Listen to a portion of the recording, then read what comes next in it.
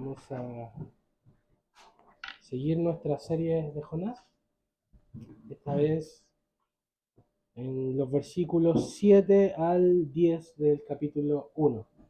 Así que Jonás 1, versos 7 al 10.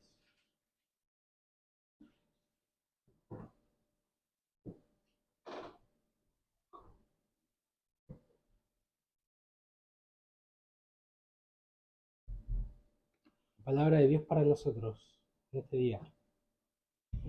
Y dijeron cada uno a su compañero: vengan y echemos suertes, para que sepamos por causa de quién nos ha venido este mal. Y echaron suertes, y la suerte cayó sobre Jonás. Entonces le dijeron ellos: decláranos ahora por qué nos ha venido este mal. ¿Qué oficio tienes? ¿Y de dónde vienes? ¿Cuál es tu tierra? ¿Y de qué pueblo eres? Y él respondió: soy hebreo y temo a Jehová, Dios de los cielos, que hizo el mar y la tierra. Y aquellos hombres temieron sobremanera y le dijeron: ¿por qué has hecho esto? Porque ellos sabían que huía de la presencia de Jehová, pues él se lo había declarado. Tengamos un tiempo de oración. Gracias, Señor, por tu palabra, porque nos hablas en este día. Te rogamos de tu iluminación en nuestros corazones para poder entenderla, para poder aplicarla a nuestras vidas y para que no quede meramente, Señor, en nuestra mente, sino que baje hasta nuestros corazones y también hacia nuestras manos y hacia nuestra vida.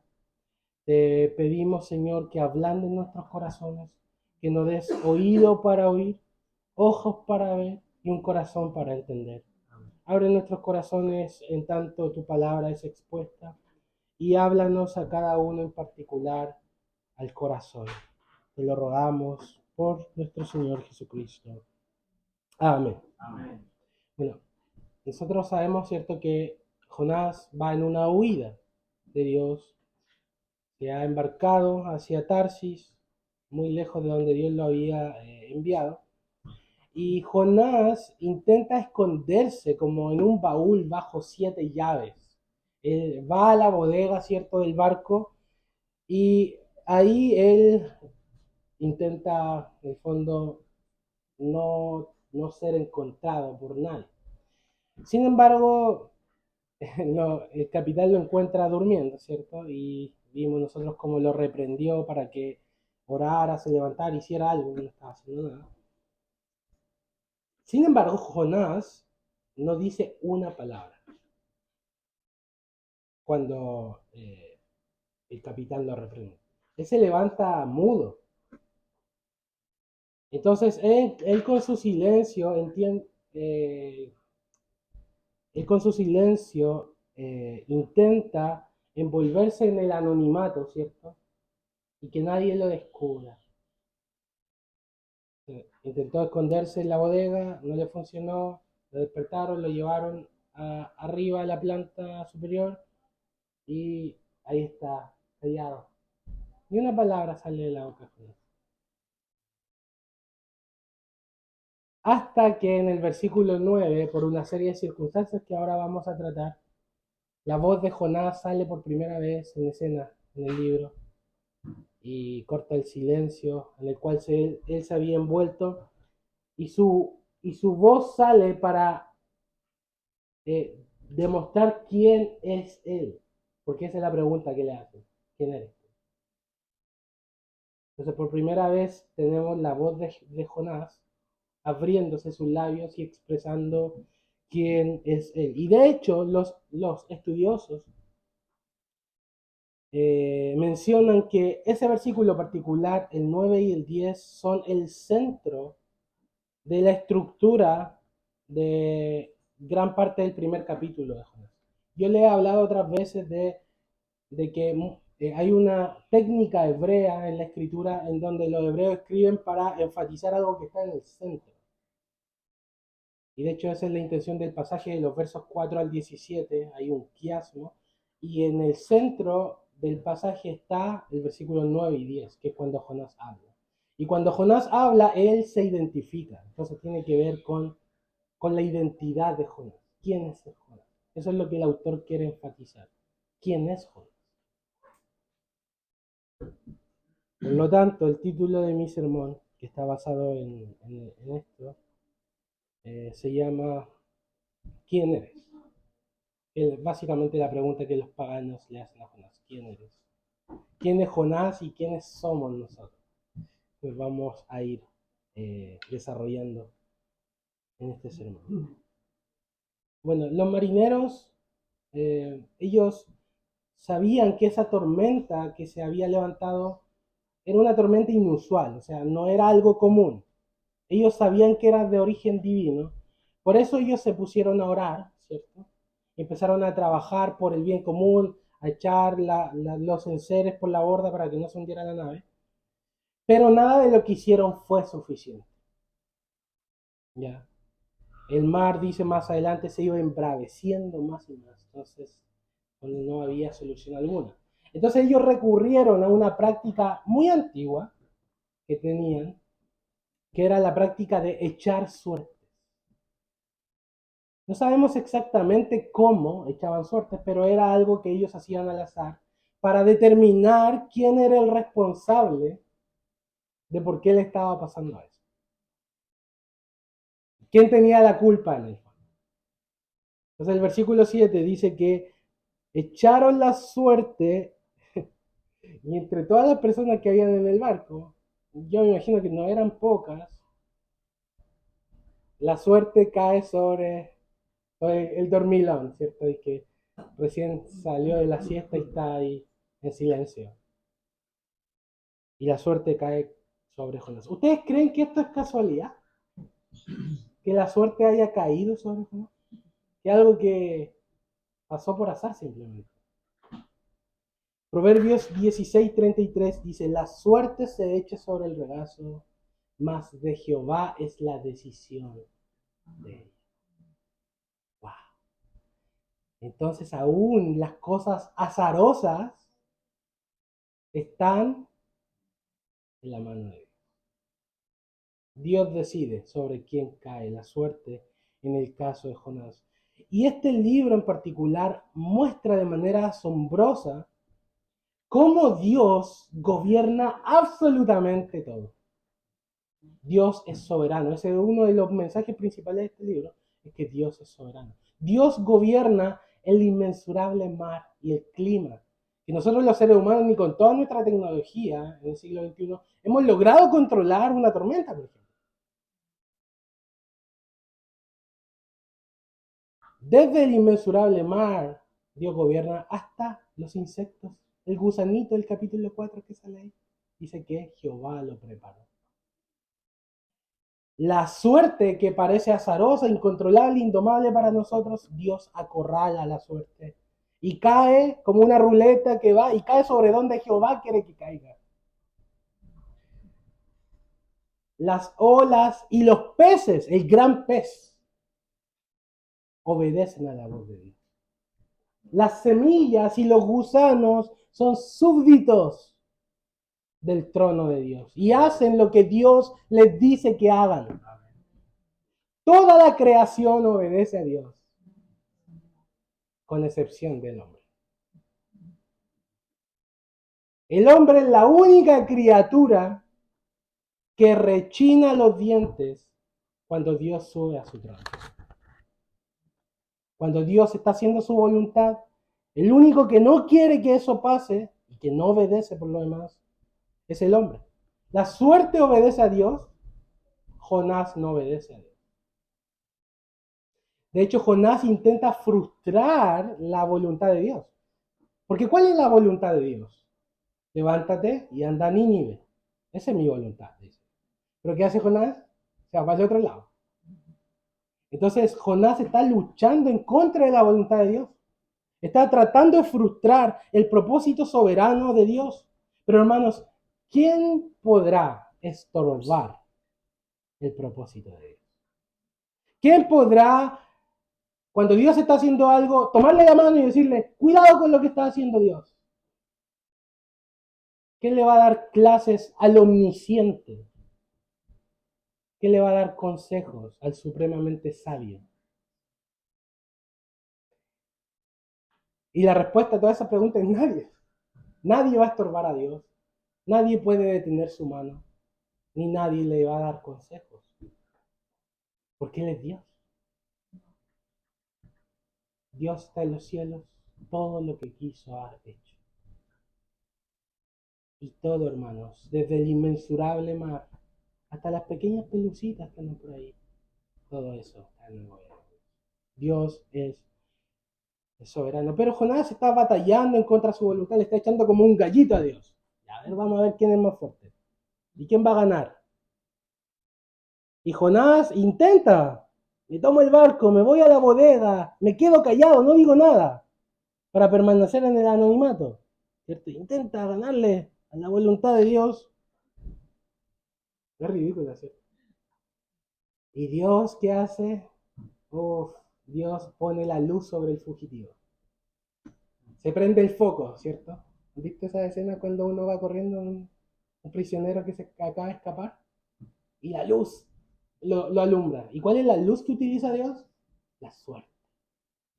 Y los paganos, echemos suerte para ver de quién es la culpa. Y la suerte cae sobre Jonás. Y ahora todos los ojos de los paganos todos están mirándolo. ¿De quién es la culpa entonces? ¿Qué hiciste? Ahí está Jonás. Que estaba mudo, que se fue a esconder. Dios lo descubre. Porque Dios está torciendo el brazo de su hijo. A través de la tormenta, a través de la suerte, a través de la mirada de los incrédulos. Sin embargo, Jonás va a patalear hasta el final. Y esto lo vamos a ver en el próximo sermón. Jonás es el hombre que prefiere morir a ir a cumplir la voluntad de Dios. Él va a patalear hasta el final. ¿Cómo se aplica esto a nuestras vidas? Todo en tu vida está en la mano soberana de Dios. Desde tus grandes mares, desde tus problemas más grandes, los vientos más impetuosos en tu vida, hasta los pelos que dejaste en tu almohada esta mañana. Todo eso está en el gobierno soberano de Dios. No es el azar lo que gobierna tu vida. No es el universo, tan común hoy en día.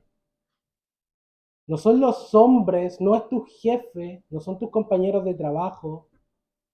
No eres tú mismo quien gobierna tu vida.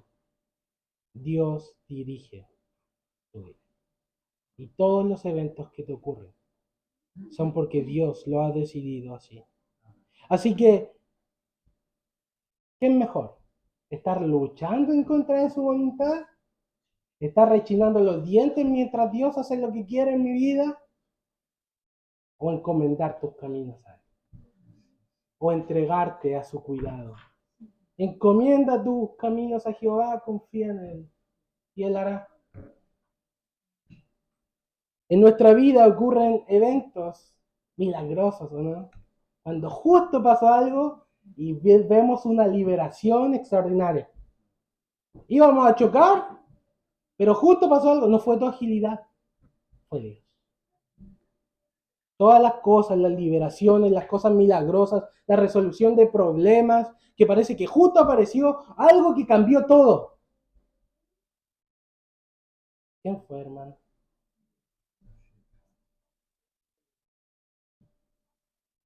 Pero no son las cosas buenas. Como dice Job, recibiremos el bien de Dios y el mal no. Las tormentas también vienen de parte de Jehová. Pero sea el bien o sea el mal, en el bien seamos agradecidos y en el mal, ¿qué podemos hacer en el mal, hermanos? Levantar nuestro puño delante de Dios, intentar hacer un gallito con Él. Tenemos que ser pacientes, encomendarnos a Él, reconocerlo a Él. Los problemas que te están pasando, no te están pasando porque Dios miró para otro lado y el diablo está haciendo cuestiones en tu vida. El diablo, como decía Martín Lutero, es el perro de Dios. El diablo hace solamente lo que Dios le permite que haga, nada más. Las personas que te hieren y que te hacen daño No están por casualidad ahí en tu vida tampoco. Entonces, en lugar de batallar en contra de él, como Jonás lo vemos batallando contra de Dios y frustrando su propósito, arrójese a su misericordia. Encomiéndese a él, a su cuidado. Aunque no entienda, si usted no es omnisciente, yo tampoco, no sabemos cuál es el fin, pero Dios sí, y Dios es bueno. Un ejemplo de esto y de una oración modelo me encanta lo que hay en Hechos capítulo 4, cuando la iglesia estaba sufriendo persecución. Y los apóstoles recién habían sido amenazados por el Sanedrín de no hablar más en el nombre de Jesús. Si no, le esperaban las penas, que bueno, luego vinieron, algunos murieron, otros fueron azotados y así. Entonces, en Hechos capítulo 4, versículo 24 en adelante, la iglesia escucha el reporte de Pedro y Juan, que le dicen no amenazaron. ¿Y saben qué hizo la iglesia? Se puso a orar ante esa dificultad, ante esa tormenta. ¿Y saben cómo abre esa oración? Soberano, Señor. Soberano, Señor. Y luego más adelante dice, tú has determinado cuánto tu mano y tu consejo habías desde antes preordenado. O sea, ellos reconocen que esa aflicción, que esas amenazas no están fuera del gobierno de Dios. Pero a continuación dicen, mira sus amenazas y concede a tu iglesia, concede a tus siervos denuedo. ¿Qué es el denuedo? ¿Ah? Valor, exacto. Concede valor, concede denuedo para predicar tu palabra. En otras palabras, ellos estaban en un momento de aflicción, reconocieron que ese momento de aflicción viene de parte de Dios, Dios no es ajeno a eso. Sin embargo, piden que Dios en ese momento de aflicción y en esa persecución los sostenga. Es decir, si tú nos has puesto en este lugar porque tú eres soberano, danos la capacidad de soportar y sosténnos tú con tu diestra. Y a continuación que terminaron de orar hubo un terremoto y todos fueron llenos del Espíritu Santo. Cuando estamos en tormentas, hermanos, en cosas difíciles de nuestra vida, toma esta oración modelo y toma las palabras que te estoy hablando ahora. Nada es casualidad en la vida. Nada. Entonces, ahora sí, soberano Señor. Todo lo que me ocurre es cuanto tu mano y tu consejo anden de antes ordenado. Tú me pusiste aquí, Señor. Así que por favor, sosténme. Dame la capacidad de enfrentar y soportar esto, porque viene de tu mano y yo confío en ti. Así que la suerte soberana, o sea, la suerte no es soberana, la suerte está sujeta a la soberanía de Dios, cae sobre Jonás y el foco se prende, ¿cierto? El fugitivo es descubierto y aquí viene una avalancha de preguntas de los paganos. Son 4, más las otras cosas que le dicen. Es gente que está acelerada por el miedo. Yo me imagino con las pupilas dilatadas, jadeantes de respuestas, con el corazón a 1000. La suerte cae sobre Jonás, ¿cierto? ¿Cómo dice?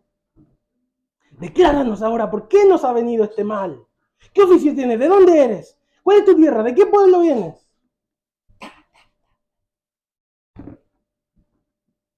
Estaban nerviosos. Estaba la vida corriendo peligro. ¿De quién es la culpa?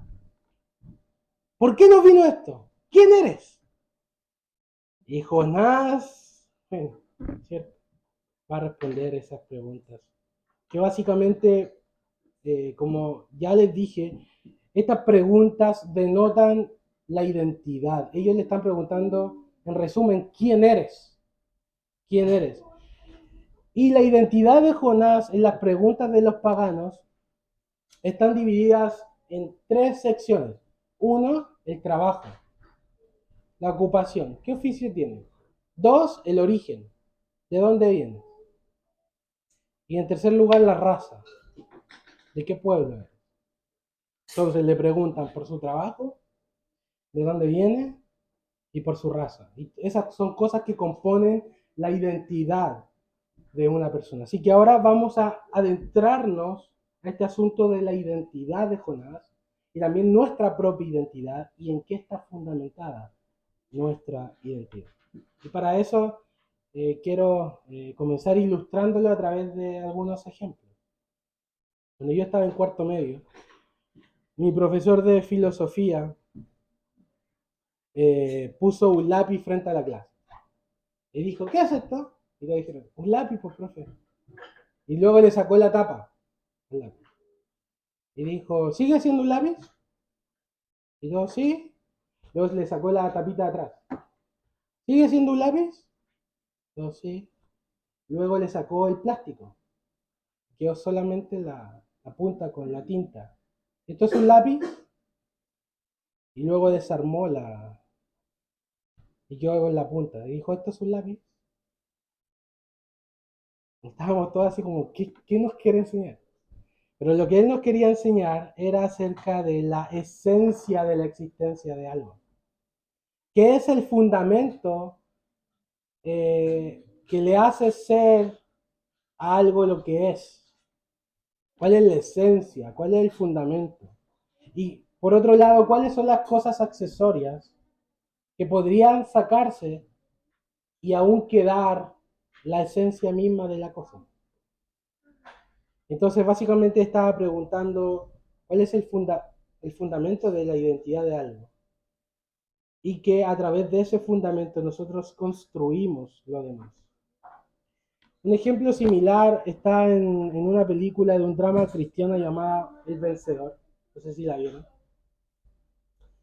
Y hay una escena de un hospital muy buena, yo les recomiendo que la busquen en YouTube y la vean. Y en esta escena está un hombre que es un entrenador de baloncesto, ¿ya? Conversando con su amigo que está postrado, moribundo en la cama. Y, el amigo moribundo le pregunta a este entrenador de baloncesto que acababa de perder su trabajo y estaba desarmado, por así decirlo. Y él le pregunta, ¿quién eres? Y él responde, bueno, soy un entrenador de baloncesto. Y él le dice, ¿y si te despojaran de eso? ¿Quién eres? Y dice, bueno, también soy profesor de historia. ¿Y si te despojaran de eso? ¿Quién eres? Y él dice, bueno, también soy un esposo, soy padre. Y el otro le dice, bueno, Dios no quiera que eso cambie, pero ¿y si te despojaran de eso? ¿Quién eres? Dijo, soy un hombre blanco americano, la raza y el lugar de origen. Y el otro le dijo, ¿y no se te ocurre algo más? Y le dijo, sí, soy cristiano, le dijo. ¿Y qué significa eso? Que soy seguidor de Cristo. Y le dijo, pero está muy abajo en tu lista. Y luego continúa diciéndole el amigo moribundo, tu identidad está unida a lo que le entregas tu corazón. Y le dice, cuando perdiste tu equipo de baloncesto, eso no solo te decepcionó, sino que te destruyó, porque eso era la base de tu identidad. Nosotros construimos nuestra identidad, hermanos, a partir de un imprescindible, de algo que no estamos dispuestos a perder y a negociar. Y si nosotros lo llegáramos a perder, eso destruiría completamente el significado y el propósito de nuestra vida, que es lo que le pasó a este entrenador de baloncesto. Ese algo que es el fundamento de nuestra identidad da sentido a todo lo demás. Y todo lo que hay en nuestra vida gira en torno a eso, como los planetas giran en torno al Sol.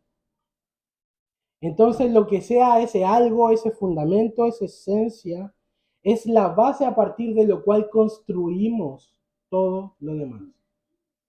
Y eso que esté allí y que sea imprescindible para nosotros será lo que adoremos,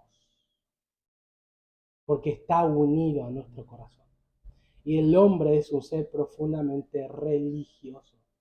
¿Religioso dirá el ateo? ¿Cómo eso que adorar algo? No, yo no creo en la existencia de la divinidad, dice.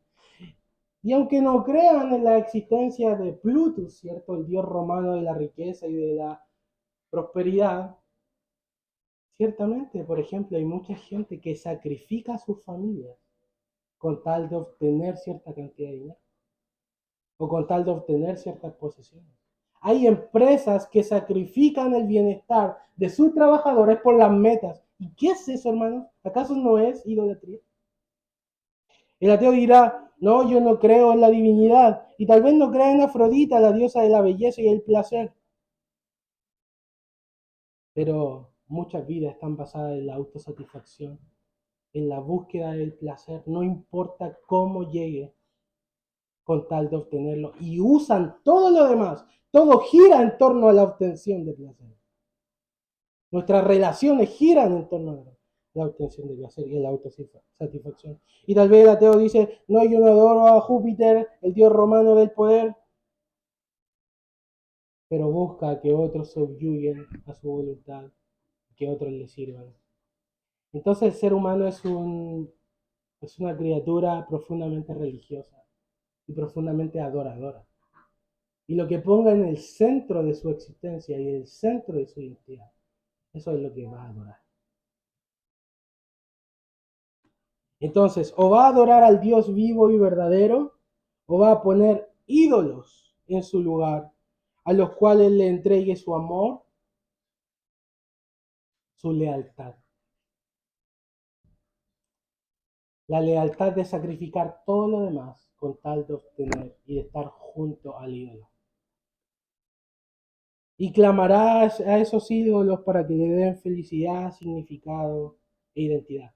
Hay muchas personas que ven su trabajo como un simple medio para sostener a sus familias. Entonces la familia es el centro. Hay otras personas que ponen el placer en medio y hacen todo lo demás girar alrededor del placer. Hay otras personas que ponen las carreras profesionales en el centro y posponen, por ejemplo, formación de familia, etcétera, y hacen todo girar en torno a sus carreras, o en torno a un viaje, o en torno a entretenimiento, o en torno a posesiones, o en torno a dinero.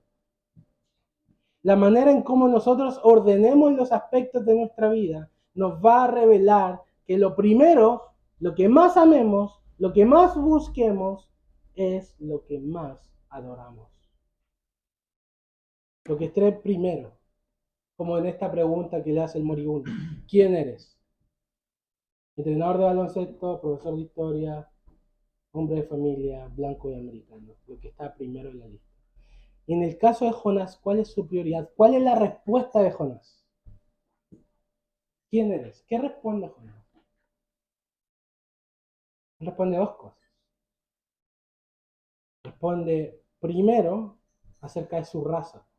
O sea, de las tres preguntas que le hicieron, trabajo, origen y raza, él obvia las primeras dos, no las responde, y responde la última que le preguntaron, ¿cuál es tu pueblo? Él dice, soy hebreo. Y luego dice, y temo a Dios. La abundancia del corazón habla de la boca. Jonás, ¿cuál era el fundamento de su identidad? Su raza. De hecho, por esa razón él está huyendo de Dios. Porque él no va a permitir que Nínive tenga la más mínima oportunidad de escuchar un mensaje y se arrepienta, porque eso podría ocasionar que Israel sea destruido. Entonces, para Jonás, todo gira en torno a su raza, a un Dios. Dios es nada más un planeta. Él está dispuesto a sacrificar su relación con Dios con tal de que la raza de él permanezca. Él está dispuesto a sacrificar su trabajo como profeta con tal de que su raza permanezca. Él está dispuesto a sacrificar la cercanía familiar que tenía en Gat-Hefer, que va a Tarsi, o sea, al último rincón. Mi esposa un poco tal vez puede entender eso, ¿cierto? Ella lo sacrificó por mí. Está dispuesto a sacrificar la cercanía familiar con tal de que su raza permanezca. Entonces su temo a Dios está subordinado a su soy hebreo. ¿Entienden? Así su temo a Dios gira en torno al soy hebreo. Entonces cuando entran en conflicto, porque Dios le está diciendo algo que probablemente ponga en peligro su raza, ¿qué es lo que elige Jonás? ¿Qué es lo que pone primero? ¿Cuál es su prioridad? ¿Cuál es la base de su identidad? Soy hebreo. Esa es la capa más importante en la identidad de Jonás. Y él está dispuesto, así como en el ejemplo de mi profe de filosofía del lápiz, él está dispuesto a desarmar la parte de la relación con Dios con tal de que su raza permanezca. Y él tiene un profundo desprecio por los idólatras, pero lo más triste de Jonás es que no se da cuenta de que él mismo es un idólatra, a pesar de que no tenga un pedazo de palo al que se postre. Hay algo en su vida que es más importante que Dios, su raza. Pero Jonás no es un incrédulo, Jonás es un hijo de Dios. Y aunque Dios está en su lista, no es lo primero. ¿Entienden?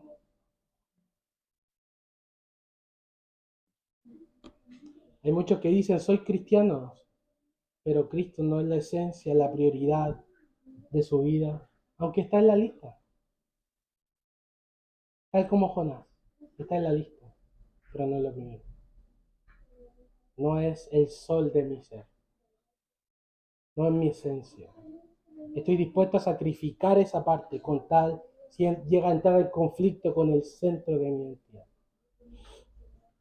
El pastor ya fallecido Timothy Keller escribió,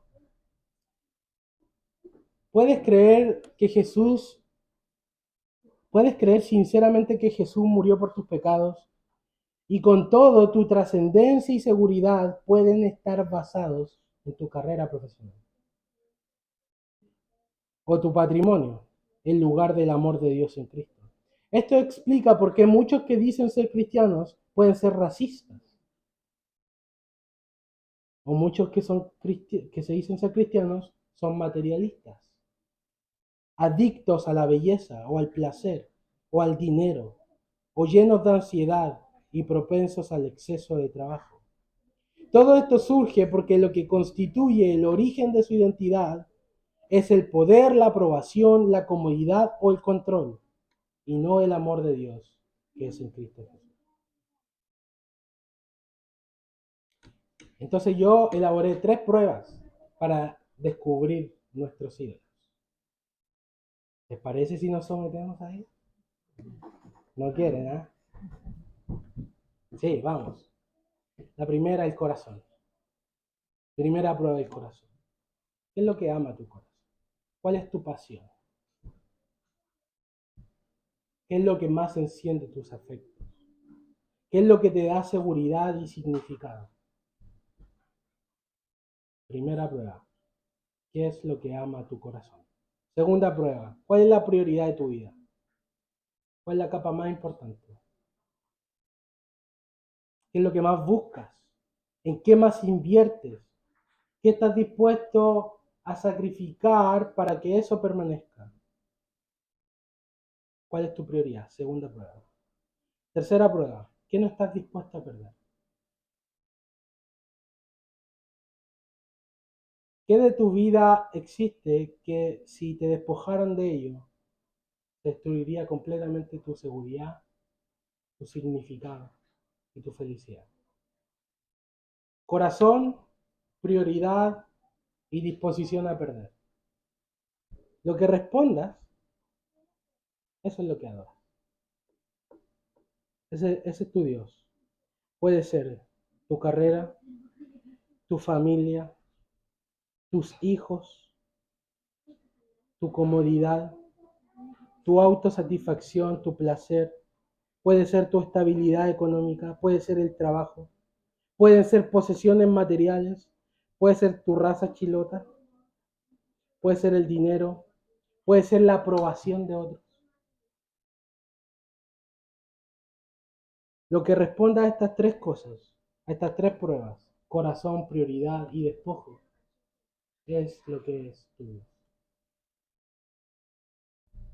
Y si eso no es el único Dios vivo y verdadero, entonces tú vas a estar dispuesto a sacrificar a Dios con tal de que eso que respondiste permanezca. Es exactamente lo que está haciendo Jonás. Él está dispuesto a sacrificar su relación con Dios, su tiempo con Dios, la palabra de Dios y la voluntad de Dios con tal de que su raza permanezca. Y es lo mismo cuando son nuestros trabajos, el poder, la aprobación, el dinero, el placer.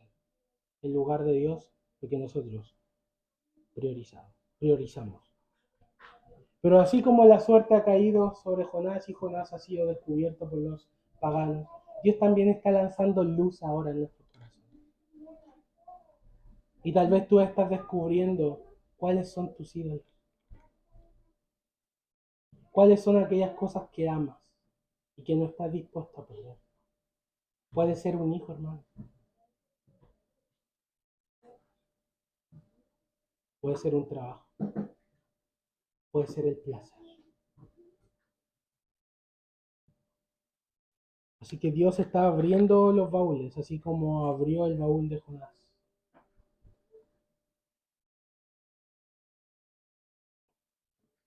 Y Jonás, mis queridos hermanos, vive en una incongruencia. Porque él dice, temo a Dios, temo a Jehová, Dios del cielo, que hizo el cielo y el mar, y está intentando escapar por el mar que hizo Dios. ¿Se dan cuenta de la incongruencia? Jonás dice que teme a Dios, pero es como el cura Gatica, que predica y no practica. Jonás dice que teme a Dios, pero no le obedece. Jonás no se avergüenza de su fe, pero no la vive. La fe de Jonás es ortodoxa, pero su práctica es hereje. Jonás tiene buena doctrina, pero mala vida. Pero así como Jonás tiene áreas de incongruencia, también nosotros tenemos áreas de incongruencia en nuestra vida. Muchas veces predicamos cosas que nosotros no estamos dispuestos a hacer. Muchas veces decimos, soy seguidor de Cristo, y en mi casa soy totalmente lo contrario, un seguidor de Cristo. Hay áreas de mi vida donde mi fe no se condice con mi práctica. Al igual que Jonás, somos incongruentes. Venimos al culto y decimos, Señor, Señor. Y el Señor responde, y si soy Señor, ¿dónde está mi temor? Venimos y cantamos, Padre Santo, Padre mío. Y si soy Padre, ¿dónde está mi honra? Venimos y decimos, tú eres el único Dios vivo y verdadero, pero escondemos ídolos en nuestras tiendas, en los rincones de nuestro corazón, ídolos que amamos más que Dios. Le decimos, te amamos, pero en nuestra vida tenemos otras prioridades.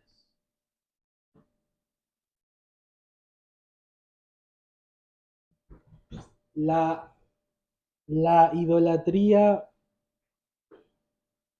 es real en Jonás y hace que él viva una incongruencia en su credo con su práctica, pero a la vez la idolatría y el pecado ciegan, porque todos los paganos se dan cuenta de que lo que Jonás está haciendo es loco. Pero ¿cómo si tú me acabas de decir que el Dios que creó los cielos y la tierra y el mar y estás huyendo? Versículo 10. Y aquellos hombres temieron y le dijeron, ¿por qué has hecho esto? Fíjense los paganos. Le están diciendo ridículo lo que estaba haciendo. Porque ellos sabían que huía de la presencia de Jehová, pues él se lo había declarado. Cuando nosotros estamos en la idolatría, hermanos, y nos hundimos en la desobediencia, todo el mundo se da cuenta de nuestra incongruencia, con excepción de nosotros mismos. El pecado ciega.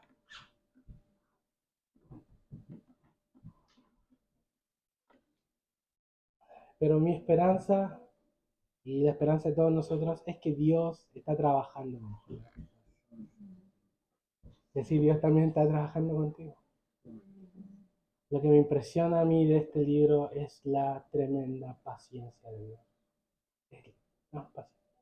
Con Jonás, que es un idólatra, es un fariseo, es un justo en sus propios ojos.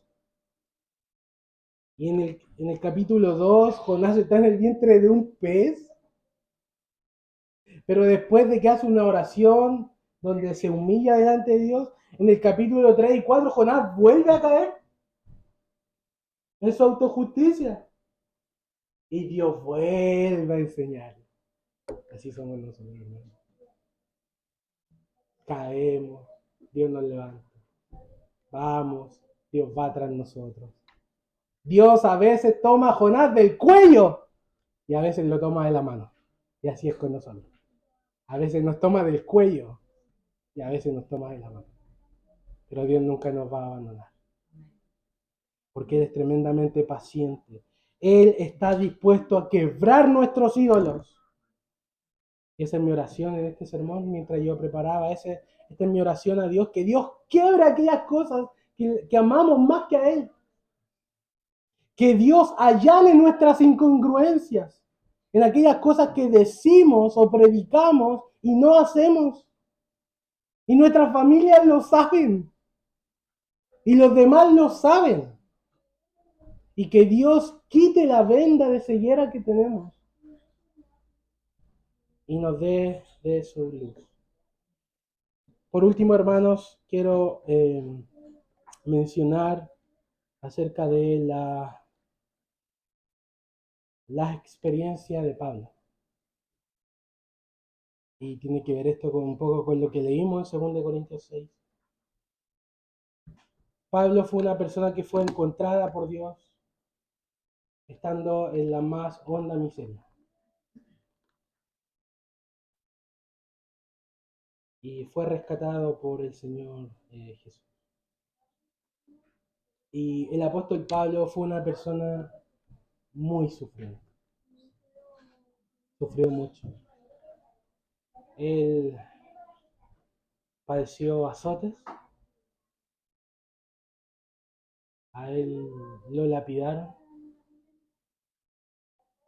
Pablo sufrió traiciones. Pablo fue a la cárcel.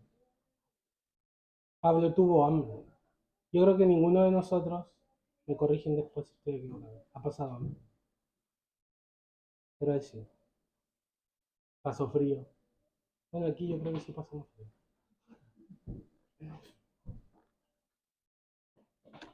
Era una persona muy sufriente. Pero él puede escribir en 2 Corintios 6.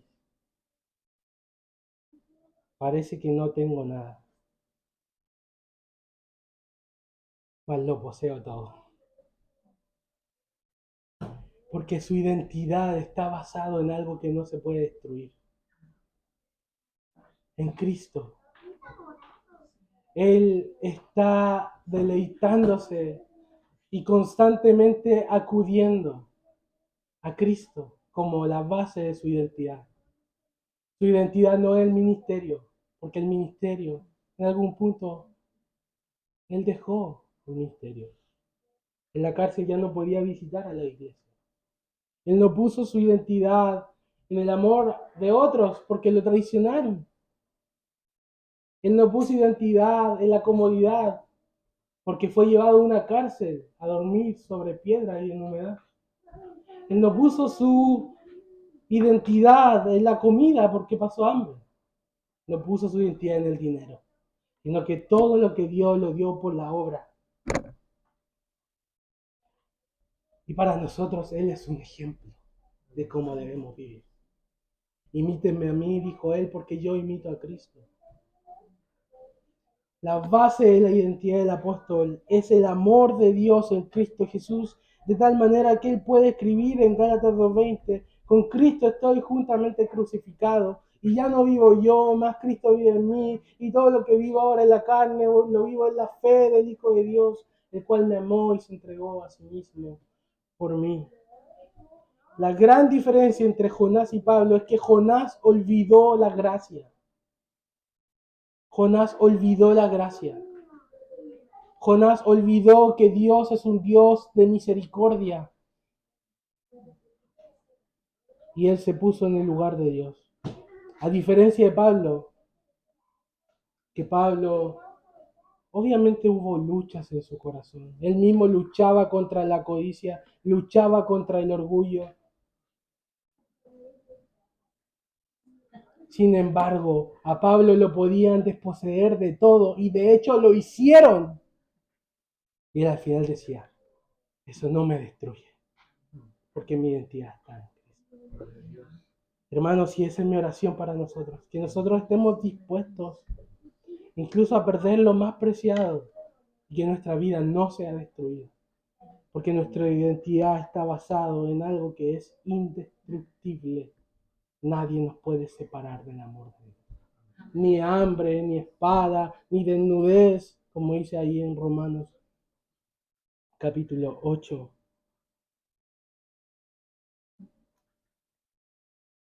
Que Dios destruya nuestros ídolos.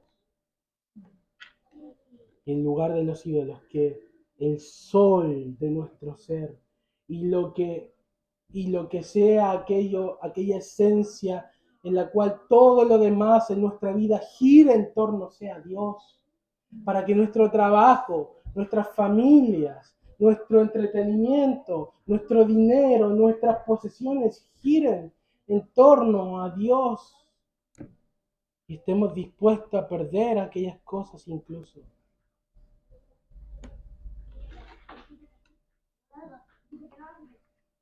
Tengamos un momento de eso.